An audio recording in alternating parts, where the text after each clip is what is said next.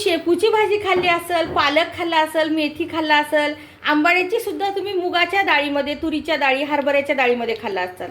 पण आज आपण ज्वारीच्या कन्यामध्ये आंबाड्याची भाजी, ती 100 वर्ष जुनी माझ्या आईच्या आजी सासूच्या हातची, तर ती भाजी कशी लागते ती तुम्ही सुद्धा बघा आणि आई कशी करते तेही बघा. तर चला मग बघूया आपण आंबाड्याची भाजी ज्वारीच्या कन्यामध्ये.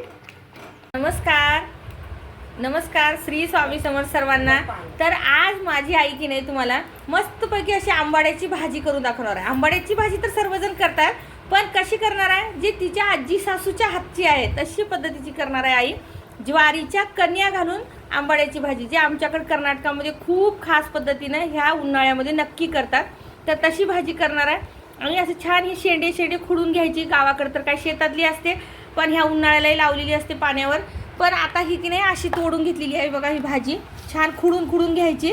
आंबट राहते. आंबाड्याची भाजी म्हणलं तर नावच आहे आंबाड्याची भाजी, म्हणलं तर आंबट राहणार ही भाजी. खूप जणांना माहीत आहे, काही शहरात खूप वर्षापासून गेलेल्यांना, नवीन पिढीला माहीत नसलं तरी आता आम्ही दाखवत आहोत. अशी राहते बघा ही आंबाड्याची भाजी. पानं अशा प्रकारचे असतात आंबाड्याच्या भाजीचे, तुम्ही बघू शकता.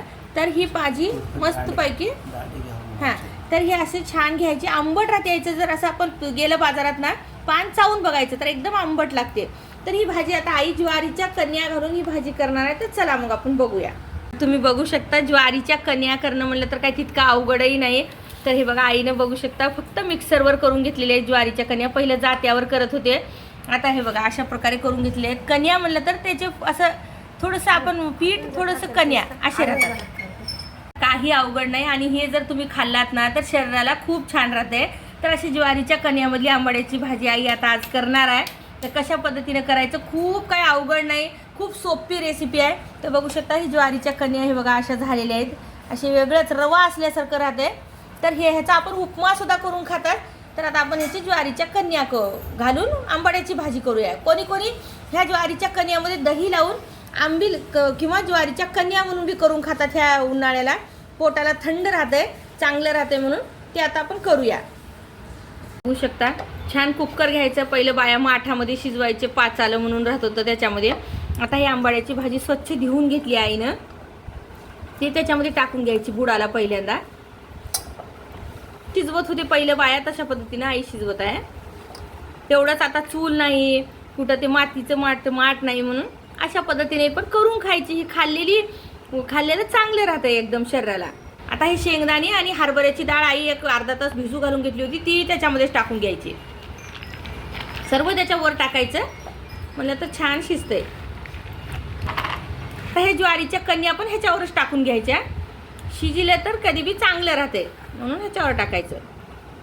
आपल्या डाळ शिजवताना थोडंसं मीठ, हळद, तेल टाकतात, तशा पद्धतीने टाकून घ्यायचं. म्हणलं तर त्याला एक शिजायला सोपं जाते.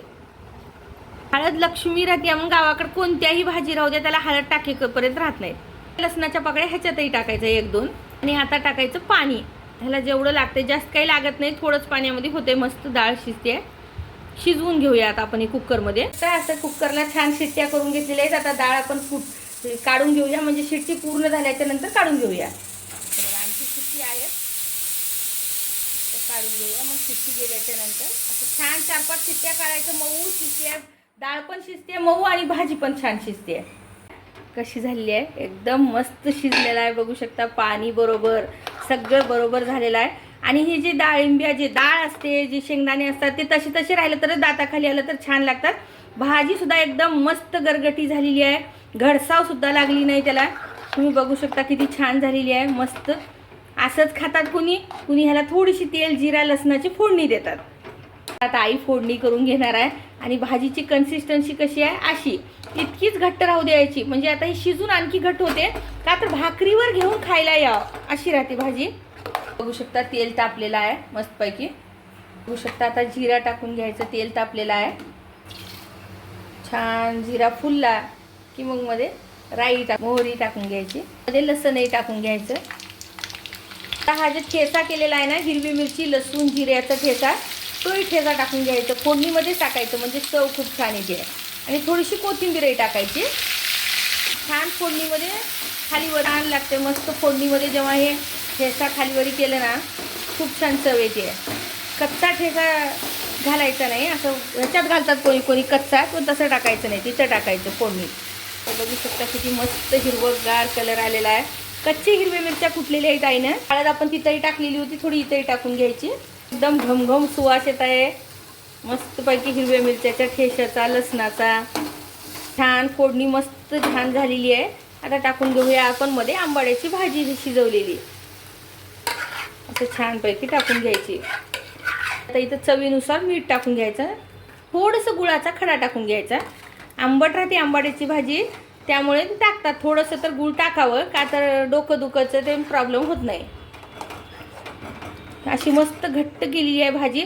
तुम्हाला जर पातळ लागत असली तर थोडंसं पाणी टाका.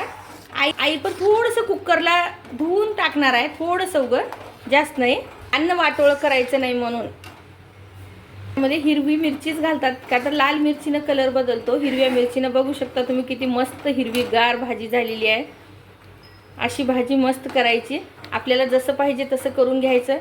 कोणी कोणी भाकरी, बाजरीची भाकरी राहू द्या, ज्वारीची भाकरी राहू द्या, कशाची भाकरी, ह्या दिवसाला अशी भारी लागते की नाही भाजी. खरंच ह्याची चव कुठंच भेटणार नाही, कोणत्याच रेस्टॉरंटमध्ये भेटणार नाही तुम्हाला. तर अशी मस्त आंबाड्याची भाजी भाकरीसोबत खा, कशासोबतही खा. काही लोक तर भातासोबत सुद्धा आवड करतात, खूप छान लागते. भातावर गरम गरम भाजी घालायची आणि मस्त भात खायचं भाकरीसोबत आणि चपातीसोबत, कशासोबतही खा. आणि कशी झाली होती ते मला नक्की सांगा. आंबाड्याची भाजी तुम्ही सुद्धा करून बघा एक वेळेस, अशा पद्धतीनं कन्यामध्ये भाजी एक वेळेस नक्की करून बघा आणि कशी झाली होती ते मला नक्की सांगा. व्हिडिओ आवडला तर लाईक करा, शेअर करा आणि सबस्क्राईबसुद्धा करा. वरून मस्त हिरवीगार कोथिंबीर टाकून घेतलेली आहे आणखी थोडी, आणि कशी झाली होती ते मला नक्की सांगा बघा कमेंट बॉक्समध्ये. धन्यवाद. श्री स्वामी समर्थ.